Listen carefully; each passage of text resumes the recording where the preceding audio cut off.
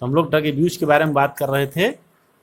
तो हम लोगों ने डिफरेंट सब्सटेंस के बारे में बात किया, जैसे कि हम लोगों ने मेडिसिन के बारे में बहुत सारी बात की, drugs like barbiturates, amphetamine, benzodiazepine, LSD, ये सब ड्रग्स हैं। इसके अलावा हम लोगों ने कोकेन के बारे में बात किया, कैनाबिनॉइड्स के बारे में। तो ड्रग्स के बारे में अगर हम बात करें तो drugs when these are taken for a purpose other than medicinal use and are in amount or frequency then impairs one's physical, physiological and psychological function, it constitutes drug abuse। तो जब इस तरह का कोई भी सब्सटेंस जो as a medicinal use होता है उसको अगर हम इतना अमाउंट में लें या इतना फ्रीक्वेंसी में लें कि वो किसी के फिजिकल, फिजियोलॉजिकल या साइकोलॉजिकल फंक्शन को इम्पेयर कर दे, तो उस चीज़ को हम लोग ड्रग एब्यूज बोलते हैं। माने जितना ज़रूरत है उससे हम अगर ज़्यादा ले रहे हैं तो वो फिजियोलॉजिकल, फिजिकल और साइकोलॉजिकल कंडीशन को इम्पेयर कर देता है, डिस्टर्ब कर देता है, ख़राब कर देता है, इसीलिए उसको हम लोग एब्यूज बोलते हैं। तो ड्रग एक्सेस आप जब लेंगे तो वो ड्रग एब्यूज हो जाएगा।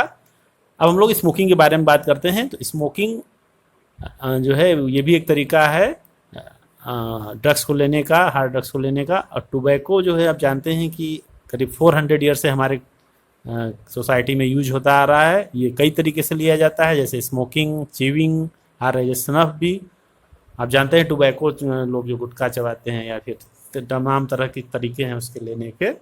इसके बाद टोबैको कंटेंट से large number of chemical substance.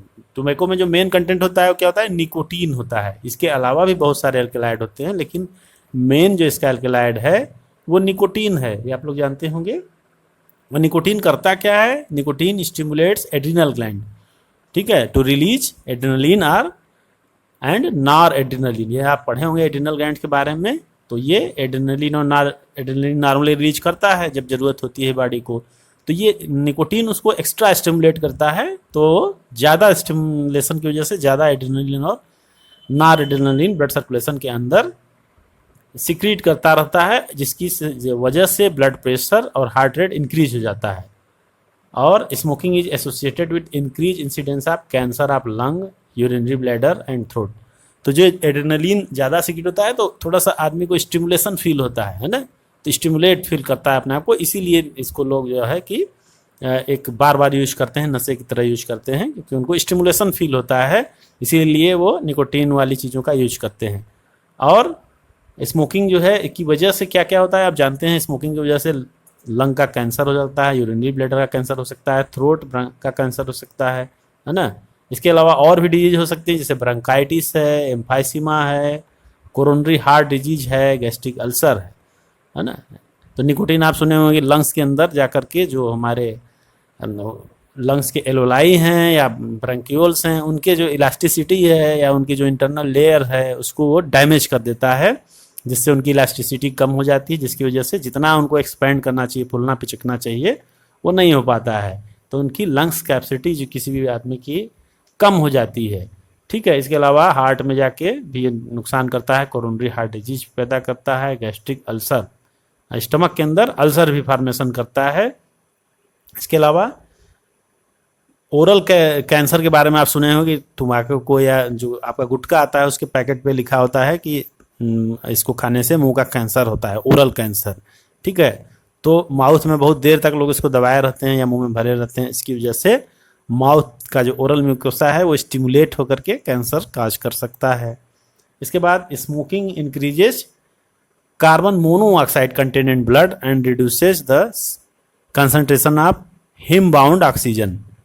तो इसमें होता क्या है कि जब स्मोकिंग ज़्यादा करते हैं तो कार्बन मोनोऑक्साइड ज़्यादा पहुंचती है लंग्स के अंदर, तो जिसकी वजह से जो ऑक्सीजन बाउंड होना चाहिए था हीमोग्लोबिन के साथ में वो कम हो जाता है, इसकी बजाय कार्बन मोनोऑक्साइड वहाँ पहुँचती है। इसलिए कार्बन मोनोऑक्साइड होने की वजह से ऑक्सीजन उतना बाइंड नहीं हो पाती, तो इससे बॉडी के अंदर धीरे धीरे ऑक्सीजन की डिफिशियंसी रहने लगती है, ठीक है।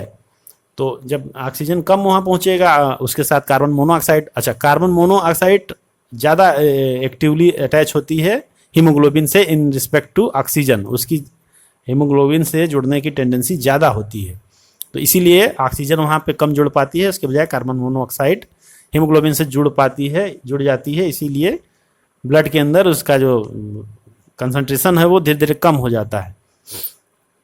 इसके बाद आप कभी सिगरेट का जब खरीदते हैं तो उसके ऊपर लिखा होता है, गुटखे के ऊपर लिखा होता है कि ये इंजरियस टू हेल्थ है। इसके अलावा ये smoking is very prevalent in society both young and old, मतलब सोसाइटी के अंदर ये बहुत प्रीवेलेंट है, ओल्ड में भी यंग में भी।